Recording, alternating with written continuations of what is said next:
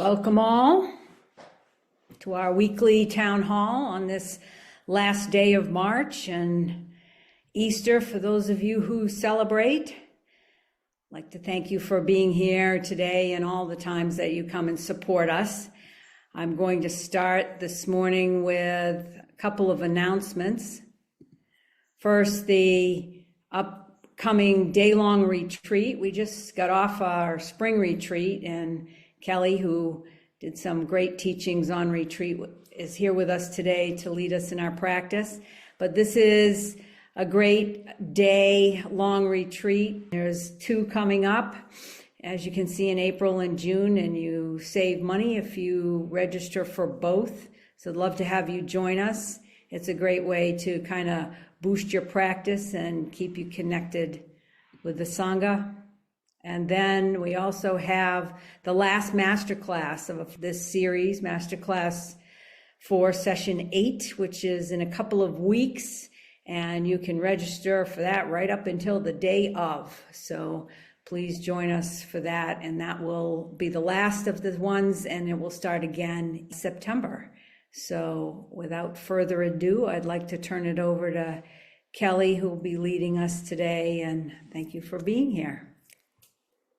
Thank you, Menla. Good morning, everyone. So wonderful to see so many faces on this beautiful Sunday morning. And as Menla said, happy Easter to all of you who celebrate any way that you celebrate. My niece I'm traveling for spring break, and my niece is 10 and still believes in the Easter Bunny. So we did an Easter Bunny basket hunt this morning. It's very sweet. I'm going to do an egg find for the teenagers later this afternoon. So, regardless of beliefs, my perspective is if there's a moment to celebrate, let's celebrate, because there's a lot going on in life these days. So it's always nice to just take a moment. All right, so we are, for those of you, I guess Menla just introduced me, but for those of you who don't know me, I'm Kelley Amadei. I'm a student of Lama Surya's, and just looking forward to practicing with you today. We'll see where the morning takes us. So get comfortable, whatever comfort means for you.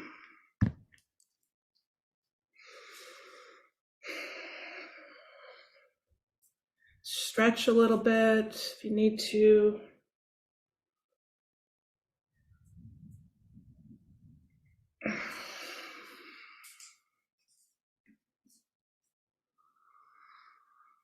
And we're going to start, before I even ring the bells, let's start before we start.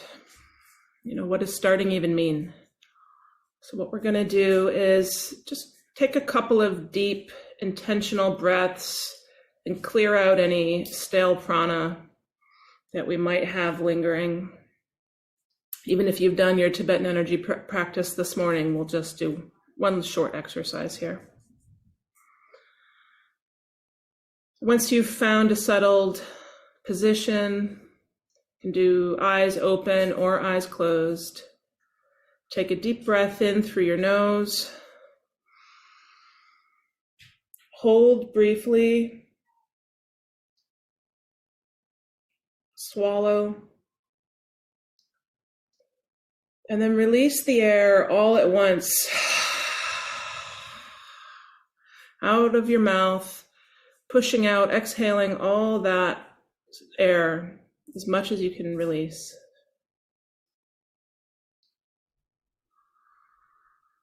And take another slow, deep breath in through your nose, holding briefly. Swallow if you can. And then release. Good. Yeah, and if you need to move. Just listen to your own body right now. And one more time, and as Lama would say, let's really do it this time. So exhaling first. So exhale to empty out. Push all the air out. And now breathe in deeply through your nose. Hold. Swallow. Drop your attention down to your belly.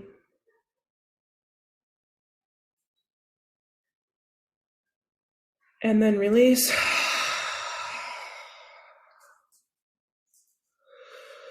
Good.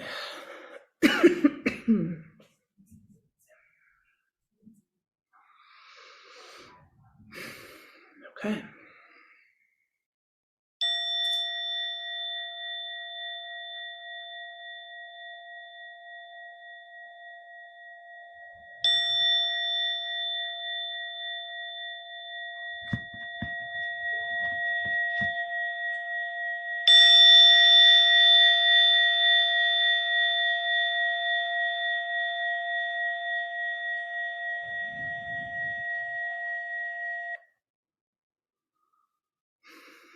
And let's open with some opening chants and prayers.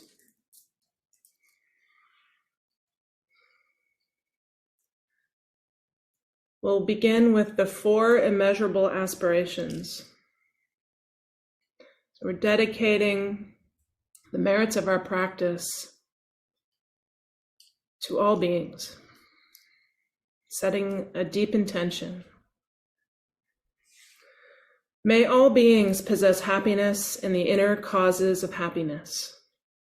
May all beings be free from suffering in the inner causes of suffering. May all beings remain undivided from the sacred joy, which is free from suffering. May all beings come to rest in great peace and equanimity, beyond attachment and aversion to friends, enemies, or strangers. And the 4 dharmas of Gampopa and Longchenpa.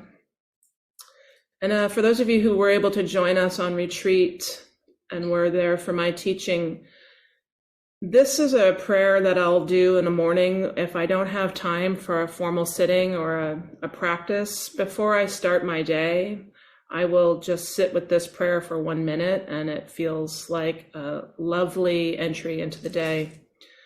It's really an all-encompassing prayer. So,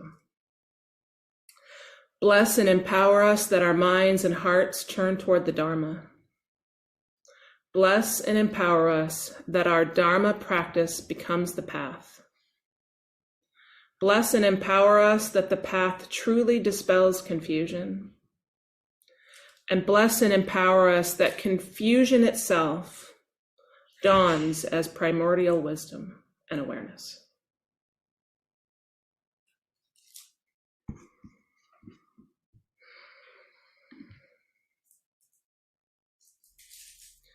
And that last one, right, that last line is the essence of our Dzogchen teachings. Bless and empower us that confusion dawns as awareness. Notice it doesn't say bless and empower us that we don't become confused. Confusion is going to happen. What's happening is what's happening, but then how do we relate to it? How do we work with all of those things that naturally arise?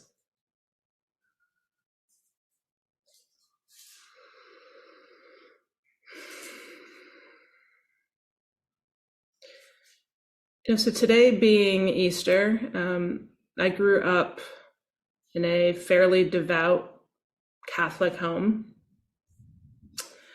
And until I was, until I was like 6. And then my family decided that they didn't like some of the rules of the church around tithing. And so my family broke their tie with the church, but I guess it was still embedded in me enough. And then I ended up going to church by myself, but that's a story for another time.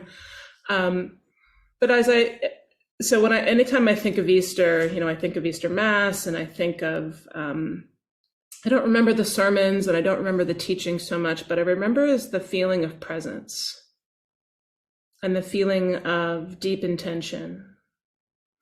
And I remember even as a child and, into my elementary school and middle school years and high school, thinking about the story of Jesus dying for our sins and the story of him rising again. And what I didn't think about if that was true or not true so much as, what does it mean to be here on this earth? When we look around us, there are so many different incarnations, so many different types of sentient beings. And so I would really reflect on, what is this incarnation? And right now I'm reflecting on, what is my human incarnation here for? What is it asking us, me, we, to do and to be? And when you walk a path of Dharma, a Buddhist path, whatever that looks like, even if that's just a dabble, one of the things that our Buddhist path and our Dharma asks that we do in these human bodies is work out our own karma, is work with our karma, work with what is here for us, work out what needs to be learned, what needs to be experienced, in order to bring us, to work through it, to bring us to the truest version of our essential selves, our innate goodness, our innate nature. And so I've thought a lot about, what does it mean to do our Dharma? Does it mean that you have to be sitting and teaching? Does it mean that you have to be leading meditation? Does it mean that you have to be doing anything other than being the truest version of your own self? And so I've been thinking about all the different ways in which doing our Dharma is really simple in some ways and more complicated in others, but in its simplest form, doing our Dharma is getting to know ourselves so well that all there is to be. And so it would mean whether you're sitting on a cushion and teaching, or you are, cleaning the toilets in the airport, you are doing your Dharma, which is whatever is happening in the moment. And I don't know about you, but when I've tried to do somebody else's Dharma, to be something that I wasn't, to be something or someone that I thought I wanted to be or should be, even if I didn't think it at first, I could feel the difficulty of it. I could feel the resistance of trying to walk a path that wasn't mine. And if you're like me, you've probably many times had the experience of walking a path and recognizing that it wasn't yours anymore. Or maybe it was never yours to begin with. And part of our practice is to really get in touch with what is true for us. What is the path that will bring us to the truest version of who we are? Recognizing that no form is better than any other form.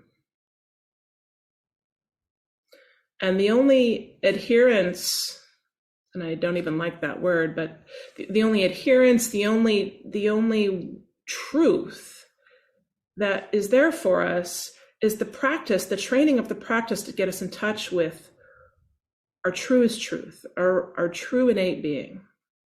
Open, conscious, clear, compassionate selves. Not trying to be something we're not. And also not denying who and what we are. So let's bring that to a simple, essentialized way of thinking about it. Forget labels and identities and jobs and families. What if at our most essential level, we woke up every morning and identified with our basic goodness as who we are? Our basic goodness as a way of being. And then letting everything else arise from that.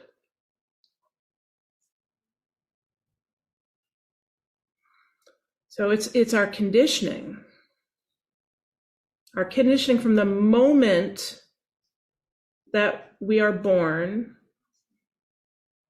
where something outside of us, someone outside of us starts to tell us who and what we are and who and what we should be.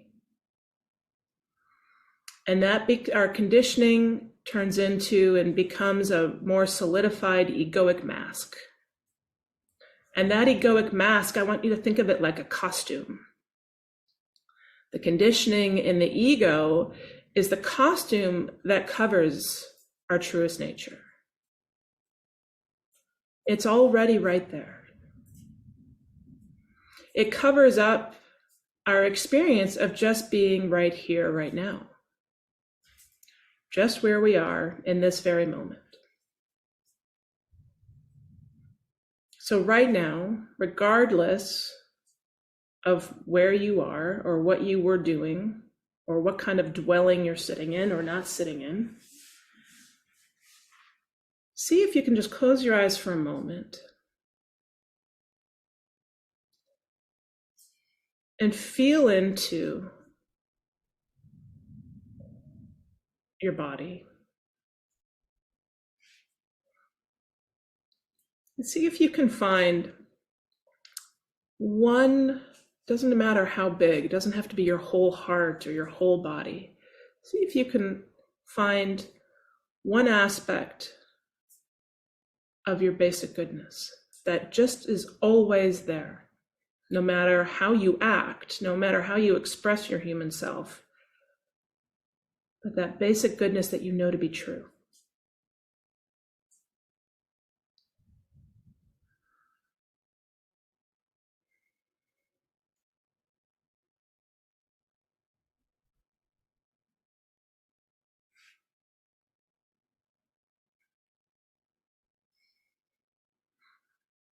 And on this Dzogchen path, this Buddhist path, we walk this path to get back in touch with, to remember who we've always been.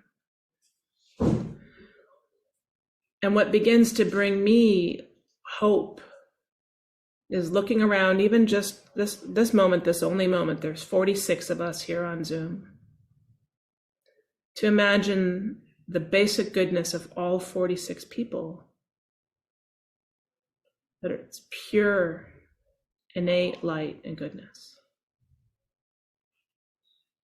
And whatever loneliness I might be feeling starts to dissipate as I begin to connect with the basic goodness of everyone who's sitting here right now.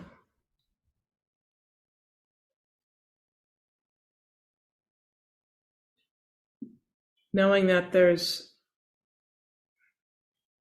each of you out there that is working towards unconditional well-being for all beings, unconditional joy,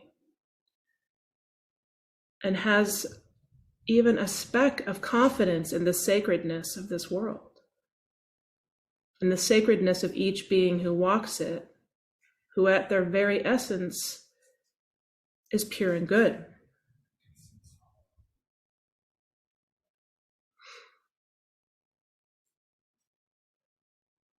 So it's the opposite of what some of us have grown up thinking and being taught. It's the opposite of original sin. It's original goodness. It's original pureness.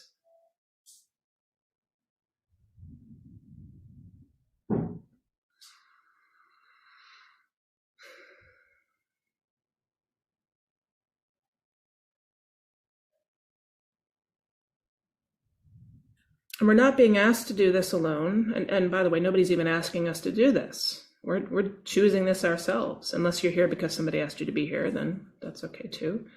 But, we're here of our own volition, walking this path. And one of the ways that we can feel supported in walking this path is in getting in touch with refuge, right? The path of refuge is here for us to support us. We don't just have to figure it out all by ourselves. We have the three jewels, the Buddha, the Dharma, and the Sangha. as examples, as motivations, as aspirations to continue to do the work. I like to think of it as a path that I'm walking with fellow travelers. So when we take refuge in the three jewels, even the idea of taking refuge in something can feel conceptual and potentially creates a duality. So let's think about the taking refuge as taking a leap, taking a big leap into the unknown, but with the basic belief that the unknown is groundless, that the unknown, this very moment, is here for us. And then we can use the Buddha, the one who has walked a certain road, and by the very essence and virtue of having reached the destination we're all trying to reach, who knew the route, who found the route, he can show us the way. And not show us the way as in, better than. Show us the way as in, if I can do it, you can do it too. Show us the way in bringing us the Dharma, bringing us the teaching, and saying, if I can do it, you can do it too, because I am you and you are me. As Lama always says, do not overlook the Buddha on your seat. And he means it. He means it. All of us are innately Buddha. We all have Buddha nature. And so the Buddha is saying, walk this path and I'll help you rediscover yours. It's already there. And then the road, the path itself is the Dharma. The Dharma, you can think of it as the teachings, and you can think of it in an even simpler way, which is the truth as it is right now. What is happening right now? And then all the teachings are there to support us, to help us work with what is happening right now. And then finally, we take refuge in the Sangha, those who we are walking the path with, those who offer us support and on whom we rely, those who are here with us in this moment right now, these 46 people who are here with us walking the path. So every time we sit and every time we set an intention, and every time we do it for the sake of all beings, knowing that there are others doing it with us, we are going for refuge. We are relying on the three jewels to help us get to where we're going, which is right here, right now.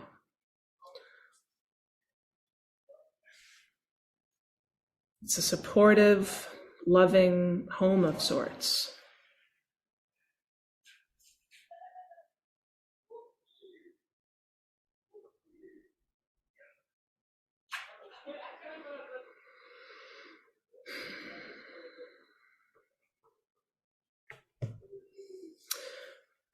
I was reading Pema Chodron, and she says, when I take refuge in the Buddha, it means that I'm taking refuge in the courage and the potential of fearlessness.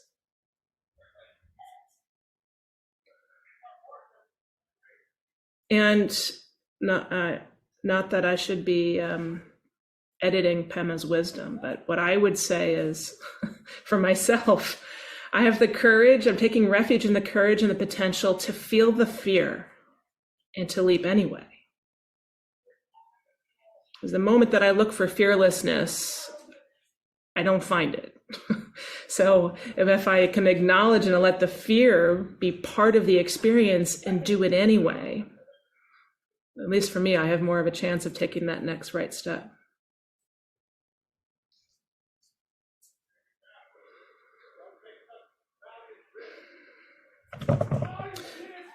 So we're not taking refuge in the three jewels to find consolation or to hide. We're taking refuge in the three jewels as a basic expression of our aspiration to leap. Whether or not we feel ready, whether or not we know what's on the other side. But to leap out of that nest.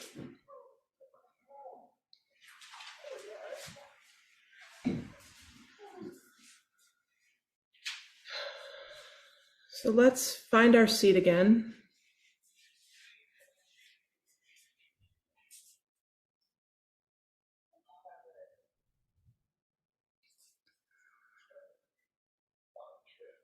And set an intention for yourself right now. And maybe that intention is remembering just a small element of your basic goodness.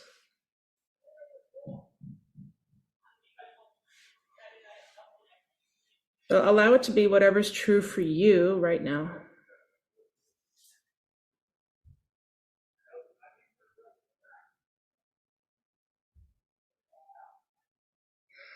And I'm not asking you to be anywhere else. So you're sitting on your seat. You're going to be in your body with whatever is arising, whatever feelings or sensations.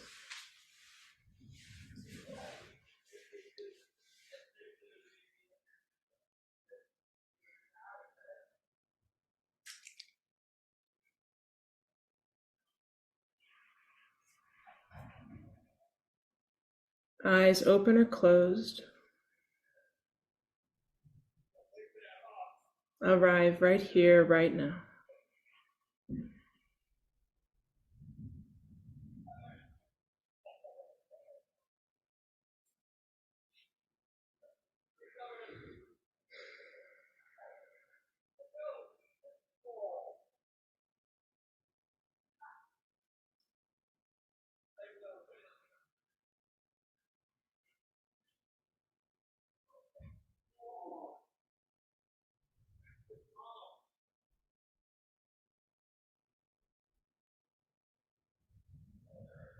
Just sitting.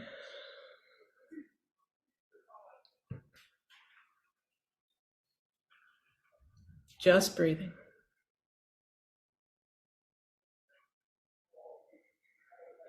Nowhere else to go, nothing else to do.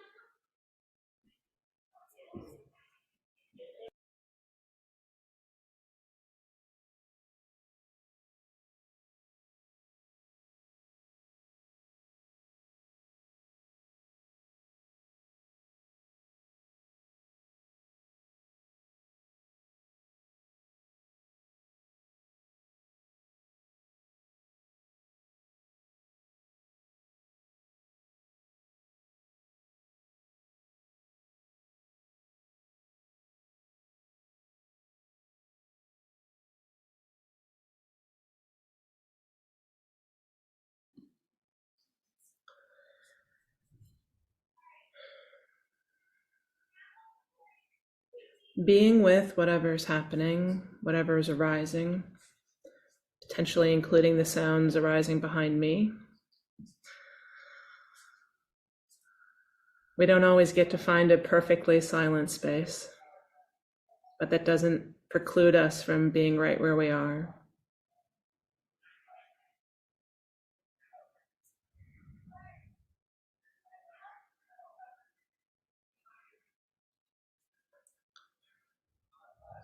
Letting all the arisings arise, all the sounds, sensations, feelings, emotions, and noticing where they're arising from and to. They arise from space into space.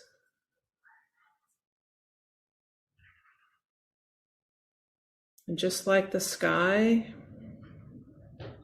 the wide expanse of the sky, there's nothing to do. The clouds arise.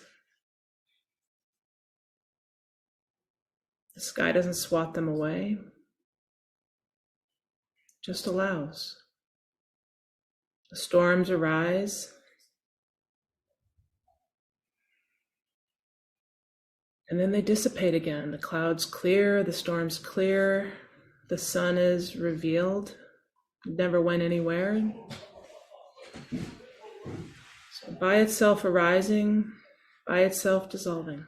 Just allow it all to be. There's nothing for you to do.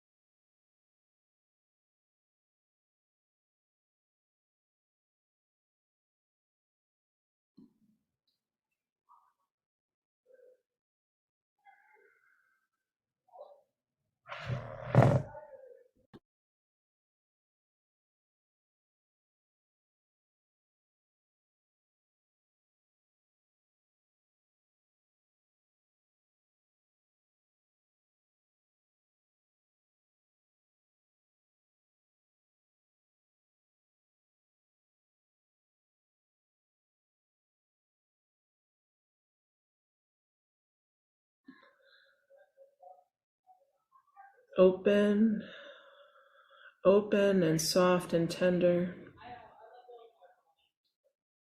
Eyes open, mouth open, decontracted, ears open, open to all that is, not pushing anything away or wishing for anything to be different than it is.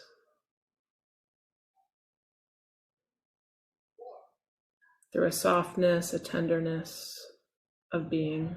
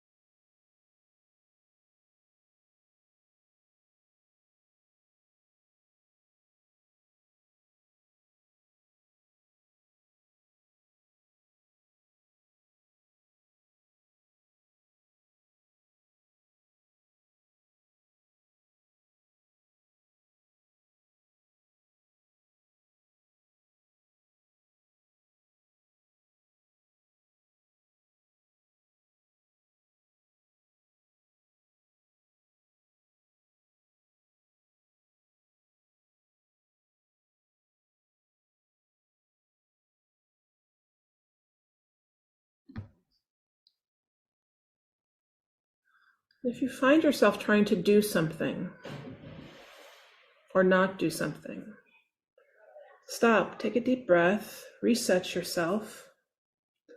We're not trying to fabricate anything, including being good meditators.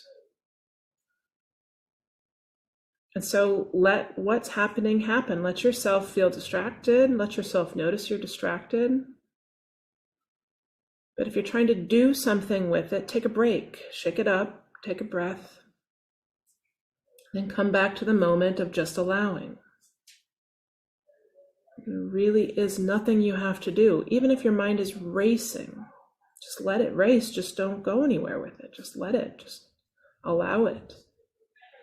You can't do this wrong unless you're trying to do something. Just be.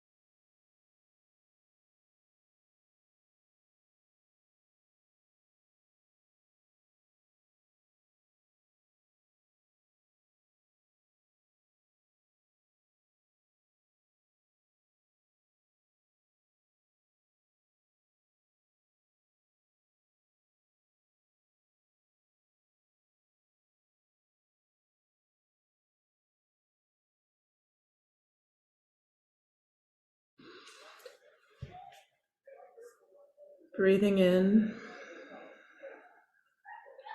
taking in all the love and intentions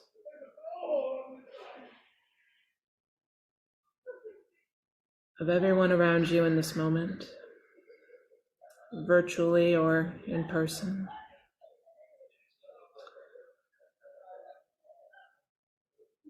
Breathing out, letting it all go. Nothing to hold on to. Nothing but being.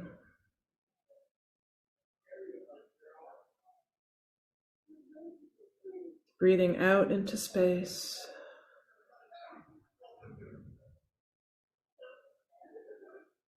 Breathing in. Let the breathing breathe you.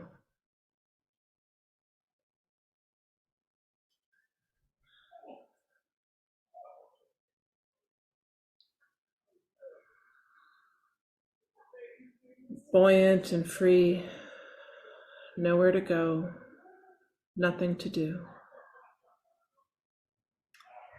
Thought or no thought, anger or no anger, grief or no grief, joy or no joy, allowing it all just to arise and dissolve in the space.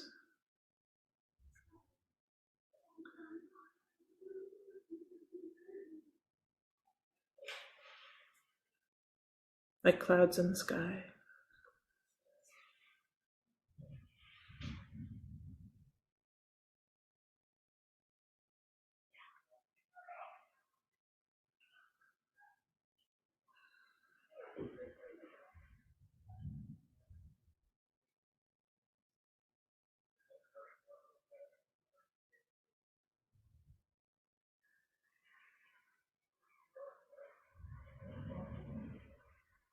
And the great expanse of the sky all arises, including us. There's nothing happening around us. We are that. There's not space around us. We're not solid. There is no center. It's always moving. So even our physical body arises within space. Space is what holds us.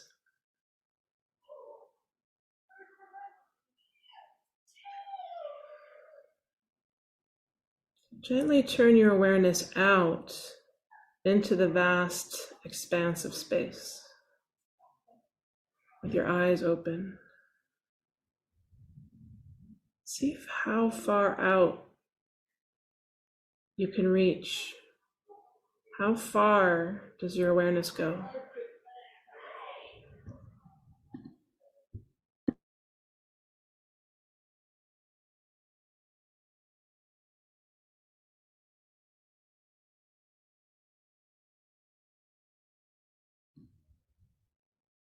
Now gently and slowly turn that awareness back in on itself. Back towards the projector.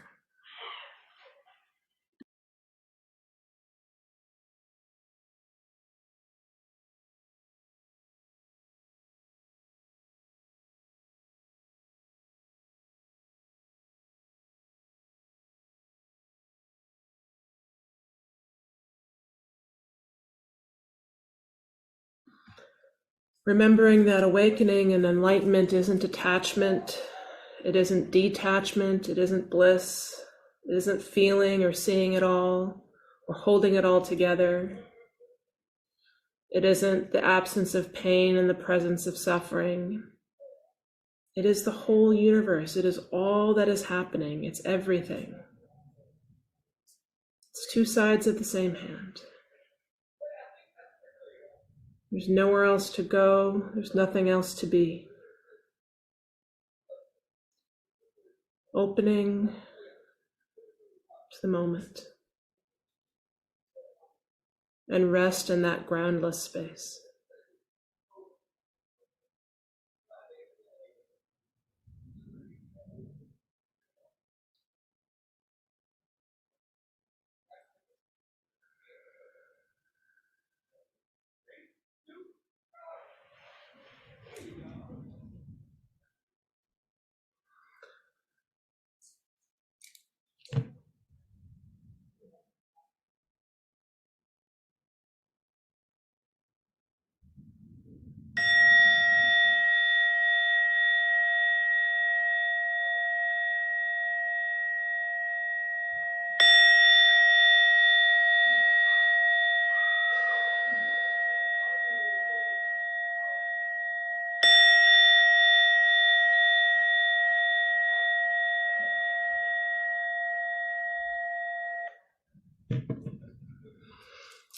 Benla, can you bring up the prayers, refuge and bodhicitta? Yeah, path clearing first, thanks. You all know I can't not do this, so feel free to chant along or just sit and allow it to wash over you.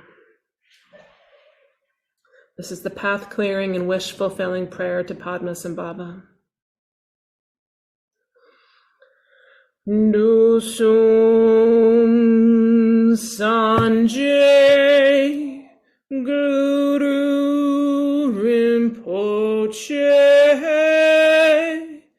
Nudrup Kundak Dewa Poja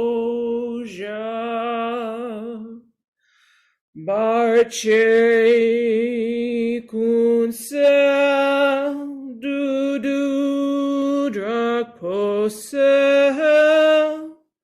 Sawadepso Jingilap Tuso Chinang Sangwei Barche Jiwadahan Sampalunji Juparjin Gilo. Precious guide, one with all the Buddhas of the three times, blissful presence and source of all spiritual accomplishments, fierce destroyer of illusion who dispels every obstruction, we pray to you for blessing, inspiration, and realization. Please remove all outer, inner, and secret obstacles and spontaneously fulfill our aspirations.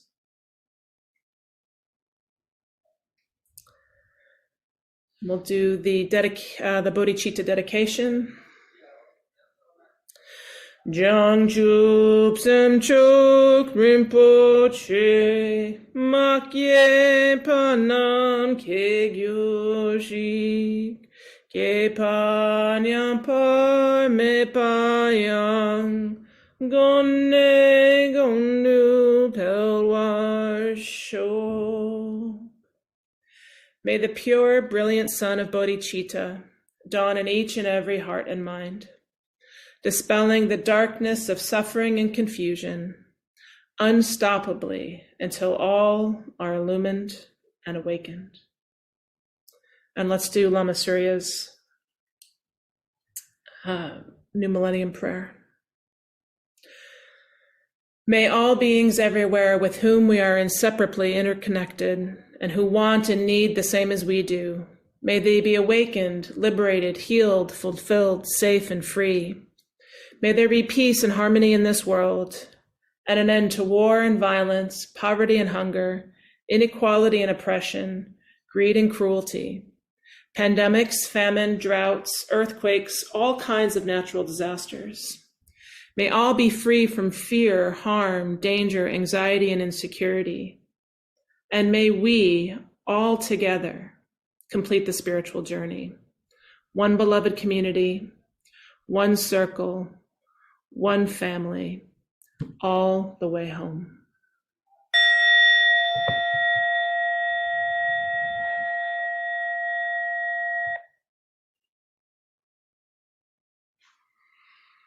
We have just a few moments if anyone has any questions or any sharing they'd like to do this morning.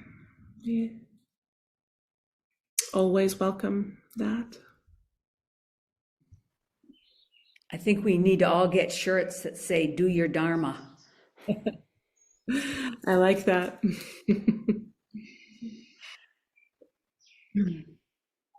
Maybe part of doing your Dharma is donating or becoming a member. Remember, if you become a member, you can do it for rather low price, actually, monthly, and that gives you benefits and discounts to all of our upcoming programs. Kelley, you have some thank yous in the chat there. So we are at the top of the hour. I guess we'll end it there. So Thank you, Kelley, for your words of wisdom. And thank you, everyone, for being here. I hope to see you again next Sunday. Take care. Be well.